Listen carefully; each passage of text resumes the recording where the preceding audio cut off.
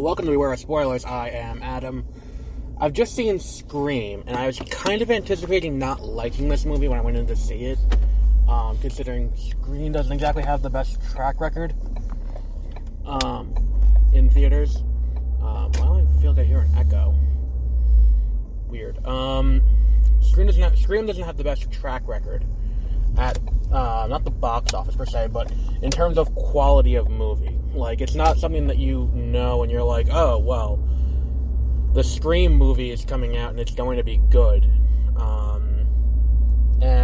I feel like it's one of those things where it's like, I wouldn't have seen this in an ordinary situation, but here I am, and I've seen the Scream movie.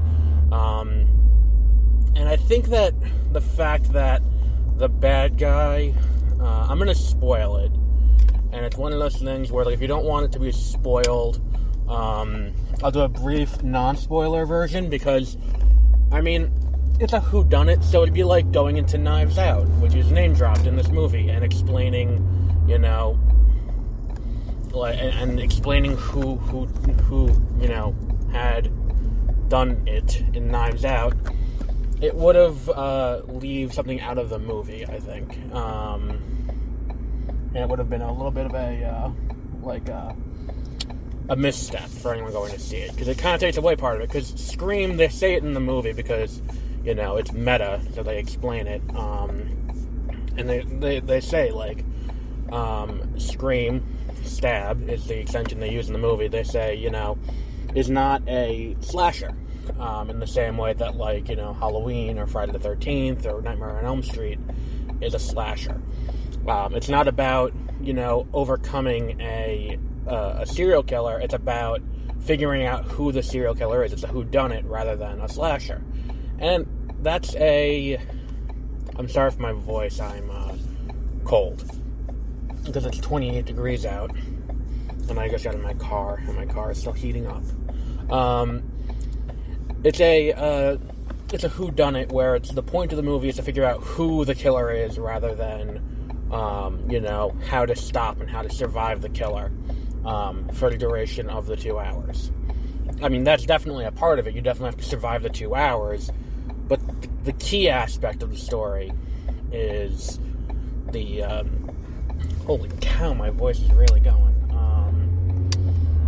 figuring out who it is. You can't just kill the ghost face, it's always two, and they always go through the rules in the movie, as they do. And I think that what we end up with in this case specifically, like very specifically with this movie, what we end up with is a look at, you know, fandom and about what goes on with the movies, and they call it a requel in this movie, but it's an indictment of, like, you know, the reboot sequel. And I feel like there's a movie I just saw recently that did this exact same thing, but, you know, does it a little bit better and layers it in better. And I can't believe I'm going to say this, but I think Jay and Silent Bob Reboot is the better movie that does the same kind of thing of the two. If I had to pick one,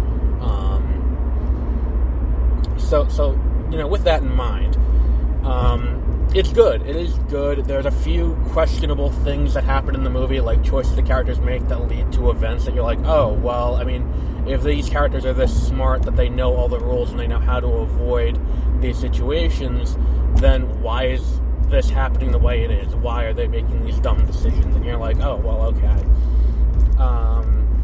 So, with that in mind, it is worth a watch. I don't know if it's worth a watch in theaters, if you're concerned about Omicron or about getting the coronavirus or anything like that. It is a movie that will be just as good to watch, you know, at home as it was in theaters. I mean, like, I don't think that, and that's the thing too, is this is closer to a straight action movie than the others are, where the others are kind of, you know, like, this one has less, well, I mean, even the original didn't have that many jump scares. That's not what it's really about. It's, you know, slasher in the gore, but not in anything else, really. It's horror in the fact that the imagery is horrific. But again, that's really it. So on that note, we will go over to the spoiler part of the review, because I want to talk about something. So now that we're in the spoiler part of the review, I feel like it's safe to say that if you told me before I went into this that the inciting incident for this movie was going to be Rian Johnson made the 8th Stab movie, and fans got mad because, and I'm quoting, they turned the protagonist into a Mary Sue, and he was too committed to subverting expectations to making a movie that fans would like, I would have said, you're making that up, because there's no way in hell that's what they're doing. But very specifically, that's the plot of this movie. And the two killers in the movie are both people who watched, Stab 8, got upset, and then decided to orchestrate the murders so that way they could... I'm not going to spoil who the murderers are,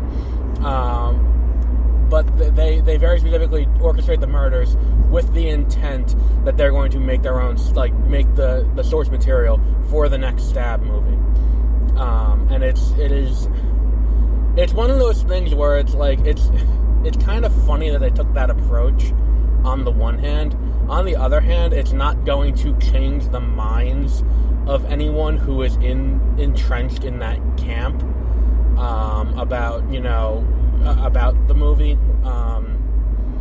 And yeah, I mean, it works within the confines of the movie, but again, like I said, it's like, I don't need to sit here and hear an explanation as to what a requel is. I don't need to, and it's like, that's the thing, is, it's as if the people in the movie exist in the same world we do, but don't understand the same things we do, where I think there's a certain pop culture literacy that's a thing now, that we don't need to spend that much time doing it. And it's like, I think there's a problem with voice in this movie, too. I probably should have addressed it before the spoiler part, but I think there's a profound problem with voice in this movie, where it's, I think that most of the characters, there's a comic that went around, that you can find the panel online, where it's a bunch of, one-line bits that were all on one page in a Brian Michael Bendis comic, and everyone sounds the same. So you can take those panels, rearrange them, keep the dialogue bubbles the same, and it's not going to impact what's going on in the scene. I feel like that's a problem in this movie as well, where I feel like there's an issue where no single character has a defined voice that is unique. No character talks independently of anyone else and sounds differently from anyone else. So, there is no way to define what is going on. If I give you lines, and I think that's the ultimate way that it's like basic screenwriting, is that I should be able to take a line from any character and read it back, and after you watch the movie, you should be able to tell me which character said that line, either through the role defined in the movie, and I don't think that's possible, having seen this movie. I don't think there's any character who has that. It also comes off like a bunch of people in their mid-40s writing a bunch of teenagers, which is a pet peeve of mine. And I think that it's kind of a mistake on that front too, because I think that one of the more important aspects, if we're going to go into storytelling, and when I talked about Belle the other day, I talked about narrative being the most important part of a movie, and yeah, visuals are nice and all of that, but at the end of the day, the most important part of a movie is the story. And you can do a lot to kind of fluff up a bad script, but it's not going to 100% solve the problem. And one of the things that a bad script is going to have is characters won't have voice in their script. You won't be able to pick out who's who. And even to the point where lines from legacy characters, I think Dewey's the only character who sounds different from anyone else, because even Gail Summers sounds the same, and Sidney Prescott, they all sound the same, and the two of them are kind of interchangeable, and their relationship's great, and I like the way they really show their relationship in what little bit of screen time they have. But at the same time, it's like, well, why is this why is this handled the way that it is? I don't think it's handled well at all. What else was there with this movie? I feel like the slasher, like the slasher action, I guess we'll call it, is fine. Like, the deaths aren't anything to write home about, which I guess in a slasher is one of the more important things. Like, there's no death here that's going to, become something that we're going to remember past this point. I think that was part of the problem with, like, Halloween Kills as well, where it's like, there's nothing in Halloween Kills that's going to particularly last past the movie it was in. And it's like, look, we can keep doing this thing where they keep going back to the house where the first one took place, and look, I mean, they can poke fun at these movies all they want. They can sit here and do that, but I think there's more to be said. Where it's like the entire thing with this is a bunch of people clinging to the past and wanting to be like, oh, well, the old style slasher is the way to go. That's the best way to tell this story. Best movie to make is the old style slasher. To the point where it's like someone said, like, very early on during the conversation that Tara has with the killer, like, very early on, it's like she said, I like watching elevated horror. And there's a case to be made that you could have done a Scream movie that still has slasher elements, but still has that kind of prestige, elevated horror that has kind of become not standard, but what is widely viewed. Like, when we look at horror movies now, we're not watching, like, we're not seeing movies like this anymore, where it's like all of the rules to survive a slasher and all of that don't really apply to modern horror. So you could have done it, where the killer is taking on the persona of being something paranormal. You can do that. We see a lot of paranormal horror now. You can do, like, aspects of like prestige horror in this too. Especially considering it's touched on by the fact that the main character, Sam, is one of the killers from the first movie's daughter. And it's like she could be the what's it called? She could be the person who, like, it could be going through that aspect of it and her dealing with that. And I think that would have been a more interesting take on this.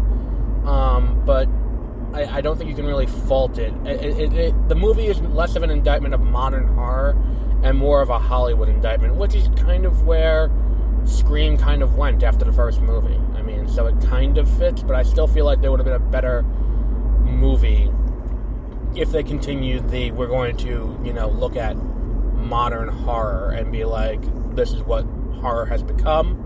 So I think that, like, that's the kind of thing that could have been done. It could be done in the future if they do another one. That would be a good approach, I think. It's like the story of, like, where do we go from here? Where it's like, what's the next step? That's the next step. Because this is definitely not going to be the last one, especially if this one makes money. Because this is a series that they are hell-bent on making happen over and over and over again. So what else was there? The performances are great. I think that, let me see if I can remember the cast. I remember Jack Quaid. He's on The Boys. He's really good in this movie. He has he's great as comic relief, and he is really good in this movie. All the returning cast is great. David Arquette, Courtney Cox, and Neve Campbell, all are great in their returning roles. Melissa Barrera, I think her name is, and Jenny Ortega, if I remember correctly, are Sam and Tara. They're both really good as well. I don't remember the names of any of the other people. I'm like 70% certain that Dylan O'Brien was one of the other kids. It is very well executed for what it's trying to do, which is one of those weird things, because I feel like I can't criticize it for not doing what I would have done in the situation. But that's not fair to the movie. I think I said this with Belle, too, where it's like, it's not fair for me to say, this is what I would have done if I were doing Scream. But I feel like it's not right to do that in this case, because what I would have done and what they did are so diametrically opposed. I think the only thing we really point to and be like, similar is, again, Jay and Silent Bob Reboot, where it's, there's a whole bit in the beginning where, what's his name, from Mallrats is giving his thing about what a reboot is to Jay and Silent Bob to send them on their mission, and it's kind of the same scene, but the scene with Holden, no, Holden's not his name, Banky? I forgot Jason Lee's character. I think that scene works better than the scene in this movie where they're doing kind of the same thing, where it's like explaining what it is. So yeah. So we'll wrap up there for today. Because I don't want to give away who the killers are. I feel like that's an important part of the movie that even spoiling that would spoil enjoyment of the movie. So I'm not going to give away who the killers are. Because, again, like I said, it's a whodunit. So to sit here and be like, oh, so here's who did that. Here is who has done this in the parlance of Brooklyn Nine-Nine. I feel like it is, what's it called? It's not right to do that. Because it's like giving away the twist. I think I've done a good job of not giving away the twist and who the killers are. So yeah. I would recommend the movie. I'm surprised. I did not think I was going to like it. But maybe it's just the key is to have low expectations. And also, like, I don't think that there's a reason to,